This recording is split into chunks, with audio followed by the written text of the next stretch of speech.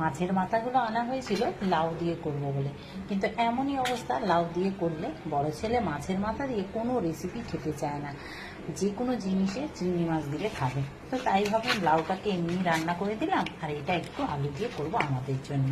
তো তাই মাছের মাথাগুলো ভালো করে ধুয়ে পরিষ্কার করে নুন হলুদ মাখিয়ে নিচ্ছি। চলো মাখিয়ে নিলাম, এবারে বুঝে নেব। মাছের মাথা অনেক দিন খাইনি।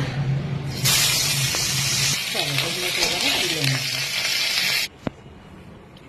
এবারে তুলে নিয়ে পেঁয়াজটা দিয়ে হালকা ভাজাবো, একটু আলু দিই। তো আলুটা পেঁয়াজের সাথে লাল করে ভেজে নিই। তো দেখো লাল করে ভাজা হয়ে গেছে, এখানে দিয়ে দিলাম টমেটো, নুন হলুদ জিরে করে ধনে দিয়ে মাথা দিয়ে তারপরে জল দিয়ে কষানো।